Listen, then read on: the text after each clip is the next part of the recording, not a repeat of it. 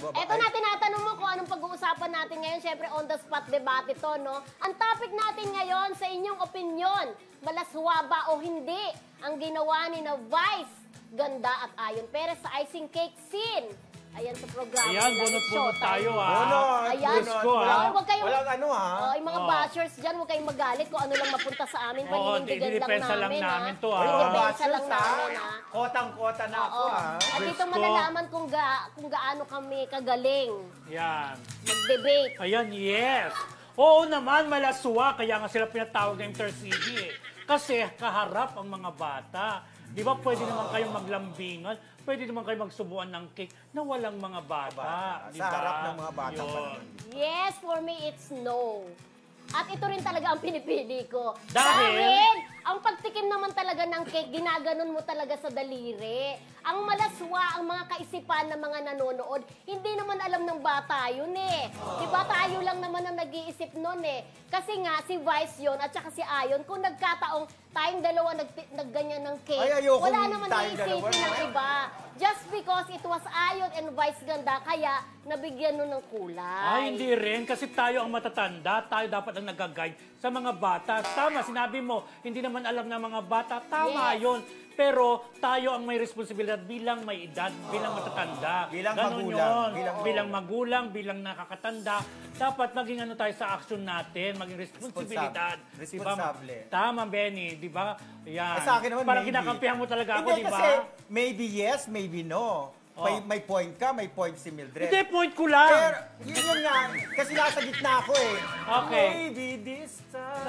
Anyway, alam mo kung sa totoo lang, may point yung sinasabi mo na dapat si Ayon at si Vice ay maging responsable, lalo na sa telebisyon dahil milyon-milyon ang nanonood sa kanilang mga kabataan.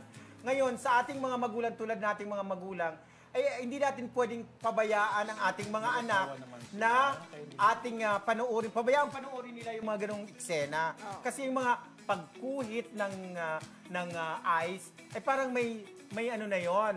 That's the way you eat a cake. Parang may icing. Hindi. Ganun ang pagkain ng icing, di mo may kukutsara eh. Di ba minsan pagka may cake tayo sa bahay, talaga... Bakit kasi may pakikake mo sa national television? Pwede naman gawin yan sa bahay nila. Hindi naman, kasi nagkataon lang naman. At pero alam mo... sa point mo naman, Mildred, pwedeng gawin din yun ng magjowa o kahit sino. Pero walang bata. Oo, yun ang point ko dyan. Hindi nga, kasi iisip ng ang point ko is, hindi na walang ang mga inosente ang mga bata. Para sa kanila, walang mali siya yun. Tayong mga matatanda, ang nagbibigay ng mali siya. Pero, siyempre nga, diba? Diyos ko, ito na lang ipapatawag ba sila ng MTRCB at imbestigahan kung wala silang nakikita na may mali, Oh, diba? that's the way, bakit binabash ang MTRCB because of that. Diba? Kasi alam mo kung bakit point, umaksyon lang yung MTRCB dahil sa daming nagreklamo. Pero nung dinaanan ko din naman ng social media, nakikita rin naman nila na ipinanood din sa mga bata yon, wala naman din silang nakikitang masama doon. Ikaw nanay ka, di ba? Sa punto mo, hindi malas. Pinanood ko pinanood ko yun sa anak ko. At hindi niya yun naiintindihan. Ganun naman daw talaga kumain ng cake. Pero yung nga pinopoint ko, di ba? Kasi nga, walang muwang ang mga bata. Nandyan ang mga matatanda para i-guide, maging behave, di ba? Kaya nga wala silang muwang, kaya para sa kanila, wala namang masama yung pagkain. Di ba parang may point, di ba parang may kasabihan na kahit mali sa kaisipan ng bata, parang tama. Tama ba, Ma'am? Hindi nga nila iniisip na mali yun eh. Kasi walang tama, walang mali dun sa kaisipan ng bata dahil hindi pa yan marunong mag-balance. Oo. Pero alam mo, bonggang-bongga ka ngayon na. Bakit? Hindi ka gaya last week. Na hindi si JC De Vera. Kasi nakapasa na siya. Tulala ako. Tulali. Dahil bilib na bilib ako sa'yo ngayon, ha? May point ka dyan, ha? Point! Plus 5 ka dyan, ha? Pak na pak! Alam niyo na direct, pag may interview siya, huwag niyo siya isasala. Dahil natutulalay siya. Diba? Gusto ko naman, Pero basta ang point ko dyan talaga, pwede naman nating iwasan yung mga ganong bagay na walang mga bata para walang issue. Nagkaka-issue ng ganyan dahil nga may mga batang sangkot. Ganon. At saka, Mildred, madali lang ngayong mausgahan ka dahil sa social media.